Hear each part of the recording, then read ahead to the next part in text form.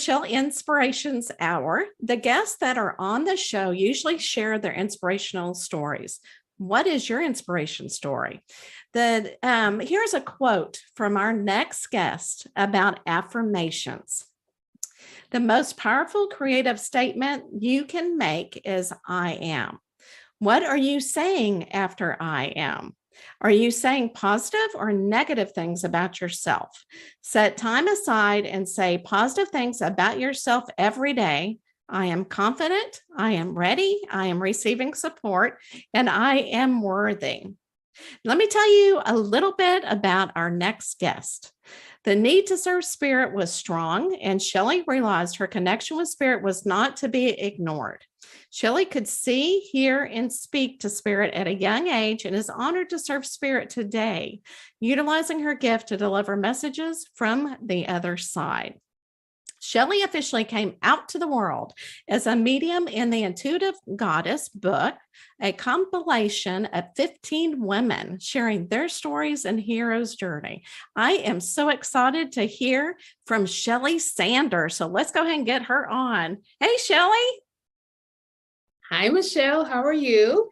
I am doing fantastic. It is so good to see your bright and cheery smile. And you definitely have one. And I'm really excited to hear about your inspirational story, especially as a child, because I know there are so many people who are intuitive.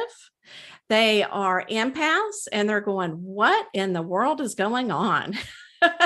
So can you kind of tell us about how it all started for you?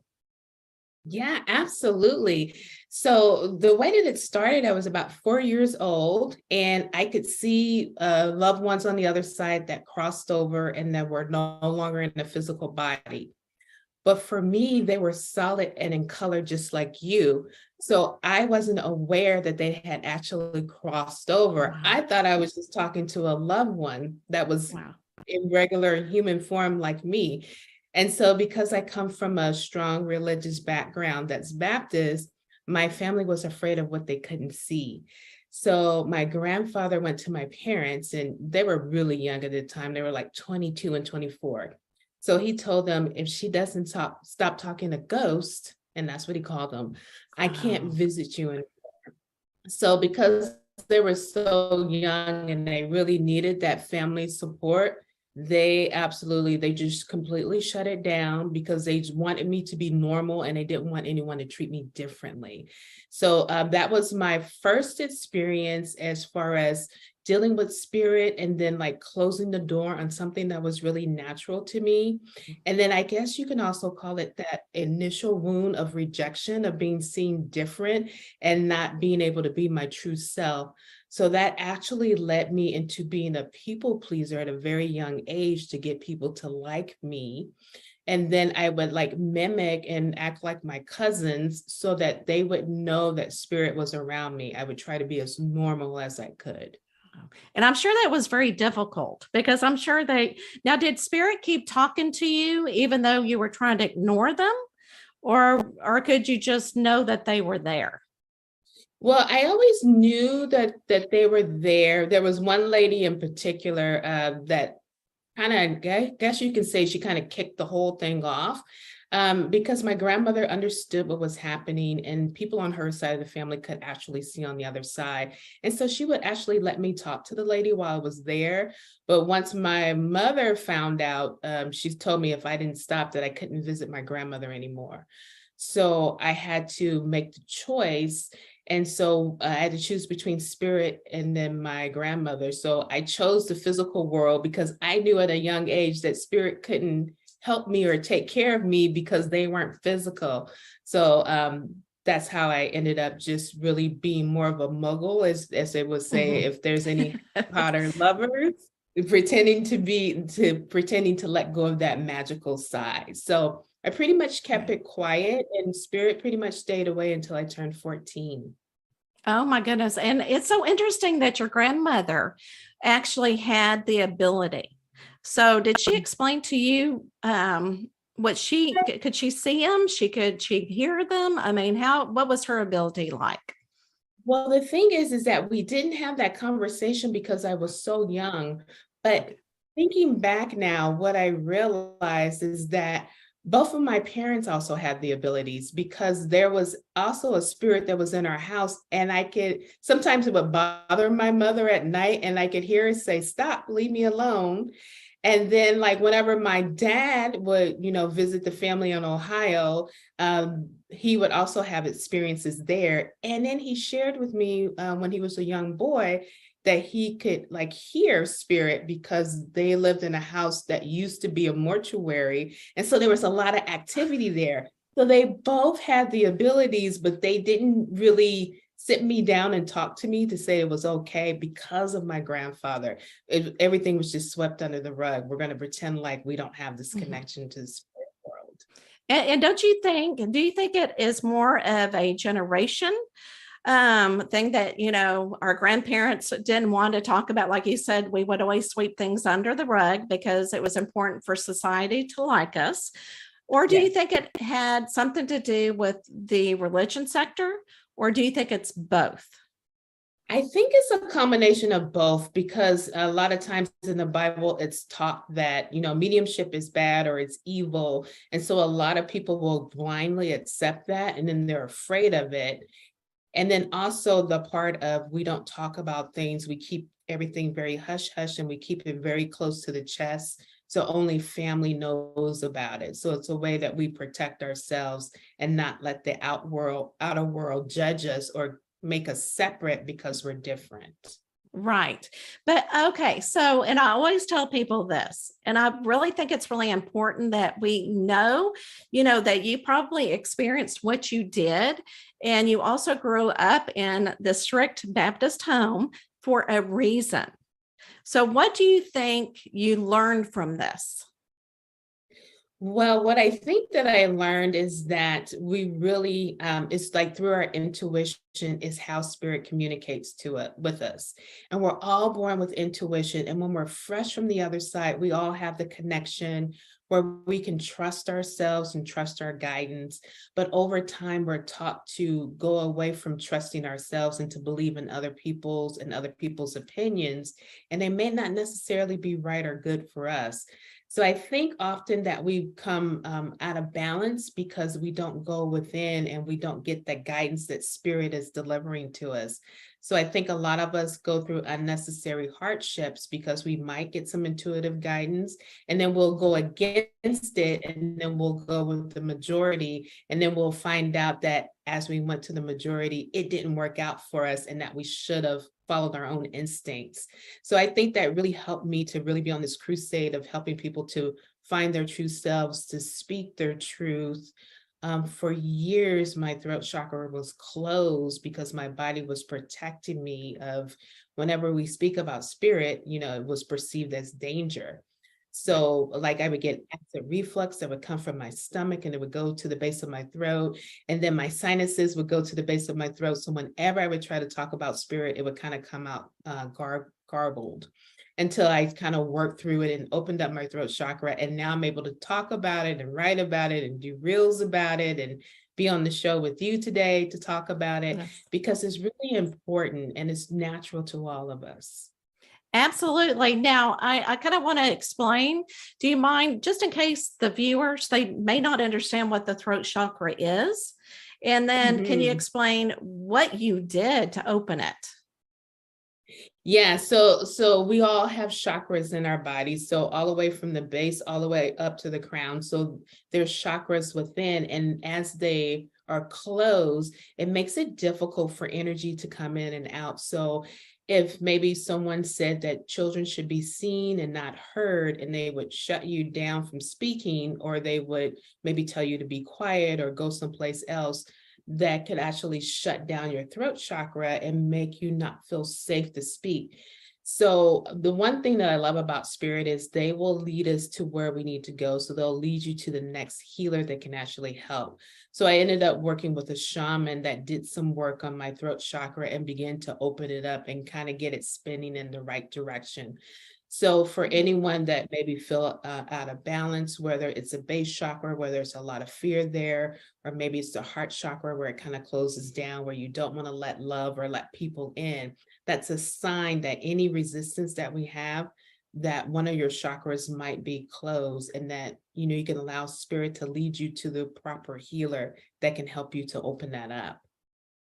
Absolutely love that. Thank you so much. Gosh, you just are so, you understand what is going on in the metaphysical world. And I think that is so important to somebody who is just now getting spiritual awakening. I think you're such a great teacher. And I know that you offer those courses as well to help others, get through the spiritual awakening, because it's not an easy task. No, it's not. No, it's not. And when spirit first came back to me, because at 4 years old, it was really natural to have a conversation with them. So when spirit finally came back, I was actually at the age of 40 when I accepted them back in, because they said, we're not going anywhere. Now's the time. So it's time for you to start working with us.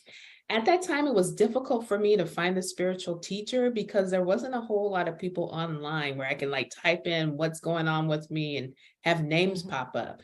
So I think we're very fortunate now that the metaphysical world is so large and a lot of people are out of the spiritual closet. There's a lot of teachers and mentors that can help people.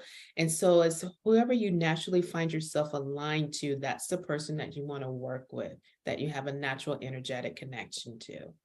Absolutely. And that's exactly, I love that advice, because I think a lot of people may follow a friend for a teacher, and the teacher may not resonate with you. But like you said, there's so many more teachers out there. So whenever you did decide at 40 to start working and tune in your gifts, was it as hard as you thought it would be? Or was it easier? Well, I think it was a little bit harder, only because of the beliefs that were instilled in me.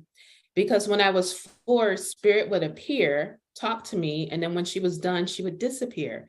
So at that young age, my mother taught me how the real world works. And she said, no one disappears and disappears. You got to get in your car, you got to drive to someone's house, ring the doorbell, and then they let you in. So then at 40, when spirit would appear, it would scare me because it was no longer normal. So I had to get used to how spirit works. Important thing is also, as we're communicating, we also have to set our own boundaries, and we have to let spirit know what's comfortable for us. So what I said to them was, I need you to announce yourself before you appear, because if I walk around the corner and bump into you, I'm going to scream because I'm not expecting you. So we had to make our own arrangements, and then they would announce themselves, and I'm like, okay, I know you're here. All right, we're good.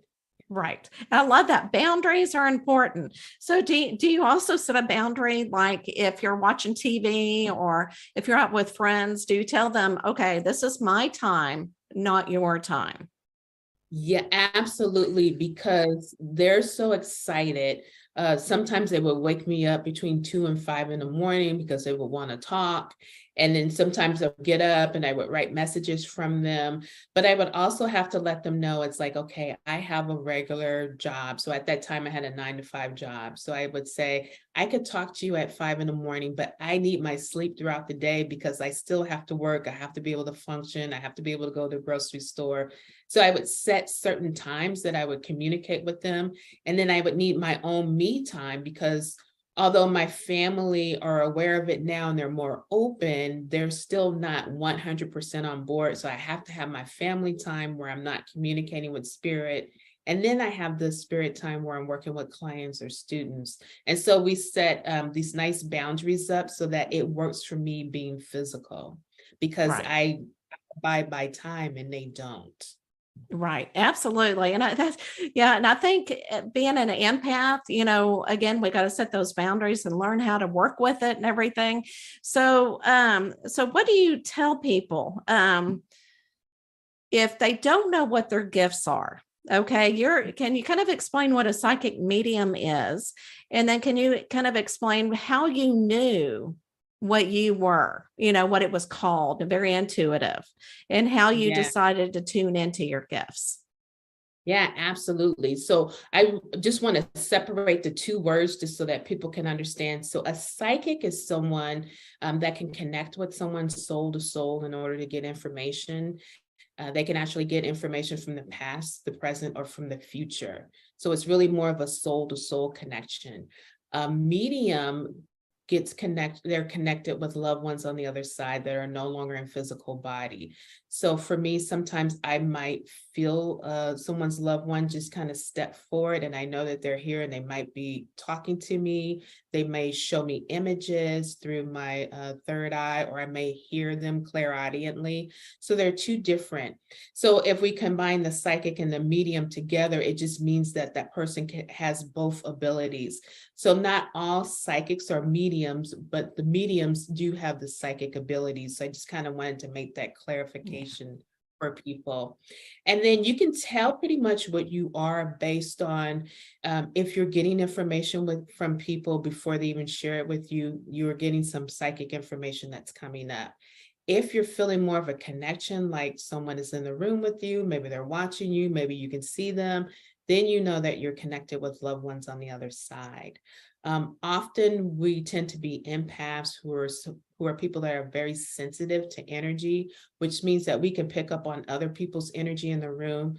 So Michelle, something really important that everyone should know, just because we may feel something does not mean that it's our own. So it's very important that we use discernment and we question.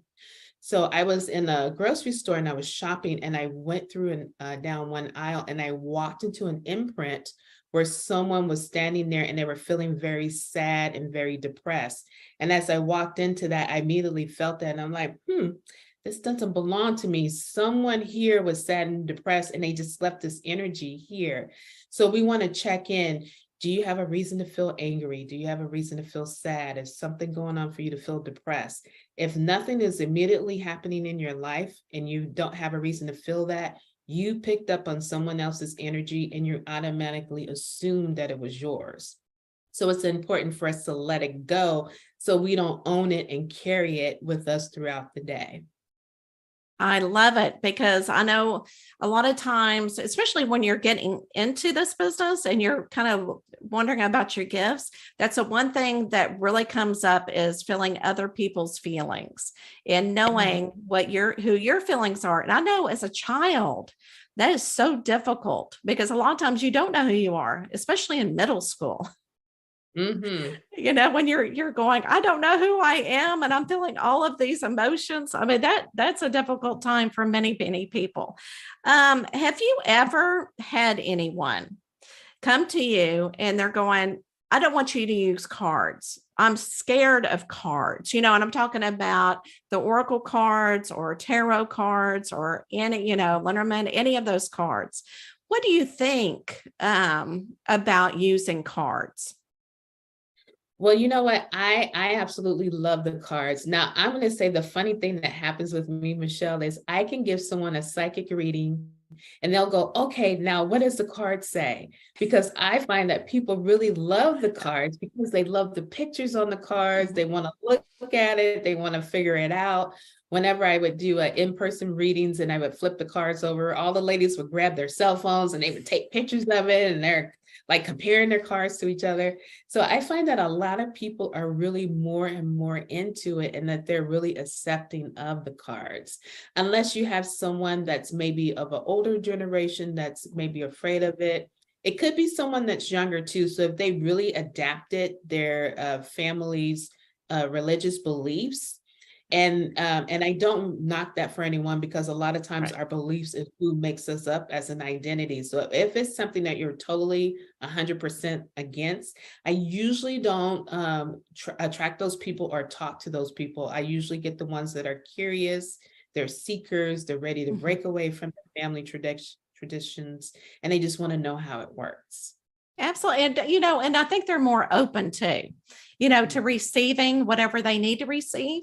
And, I tell people too, I said, the cards I'm actually reading, it's coming from me. I'm the one that's activating it. And your spirit team, it's just not like we pull out cards and we're saying, let's see what happens. But I agree with you. There's so many beautiful cards out there that we can use, and it just adds so much more to the reading. Okay, so tell us. Oh, yeah. How many decks do you have? Probably over 20 decks. Your favorite?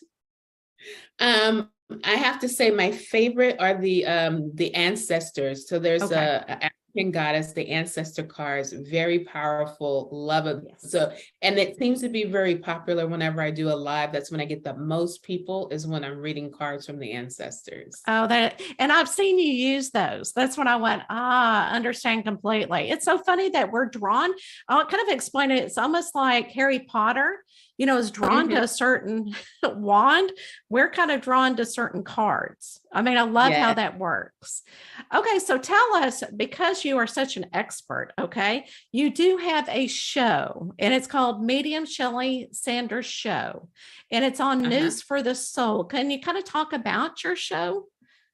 So we're on News for the Soul Radio. I'm on the first and third Saturday every month, 11 a.m. Pacific time.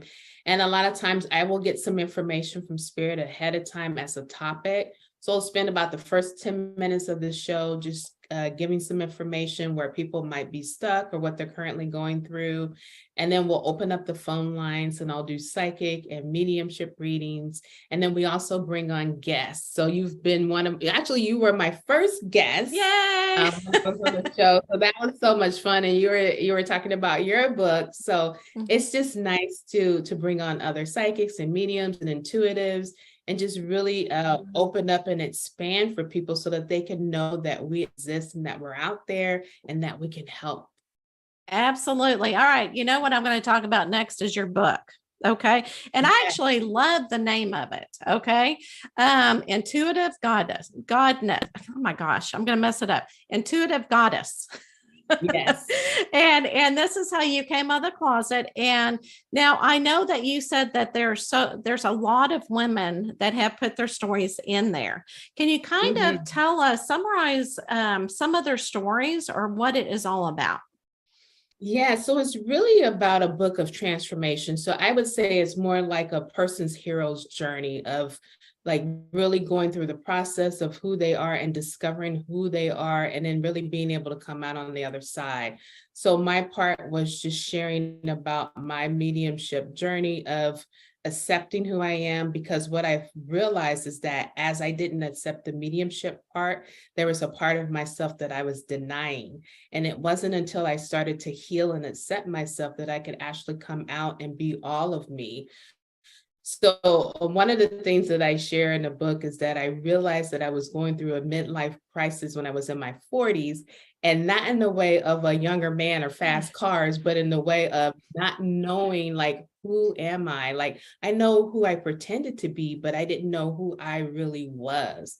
And so it was just that journey. And then I actually share that within the chapter in the book. And so there's a lot of ladies that they share their own journeys as far as relationships or maybe feeling depressed and how they got over that. Some women may have felt like they were suicidal and how they healed that, or they may have had some relationships where there was some infidelity and how they handled that.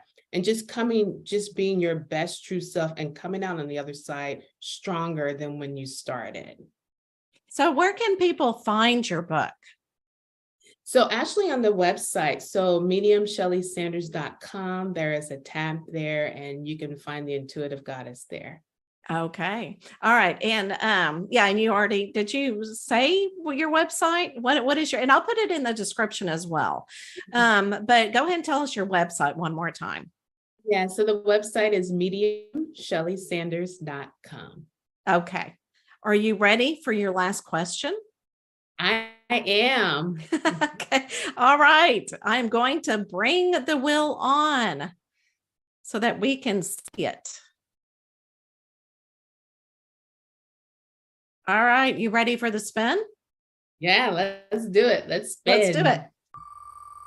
Reminds me of The Price is Right when I was a kid. I know, it kind of reminds you of that, doesn't it? Okay.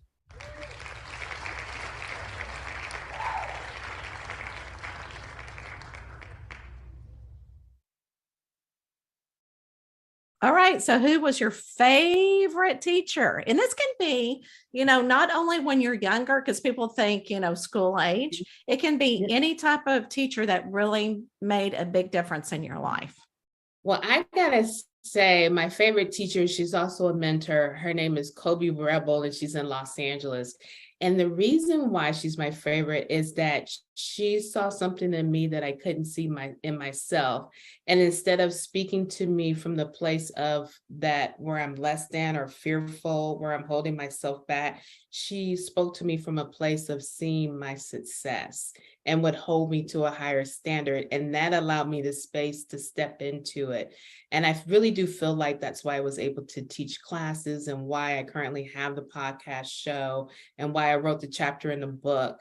And then I'm actually currently writing a solo book. So I really feel that because of her nudging and not letting me like back down into my fearful self, but really stand up in my powerful self, it's what helped me to be the person that I am today. And she's good. I mean, she offers a lot of psychic and medium classes and also business classes as well, because she is such a business person. And I cannot think of her book. I need to look at it because I talk about her book a lot, where she's talking about how to start a spiritual business. And so, and I can see you two really getting along and getting that energy, matched up.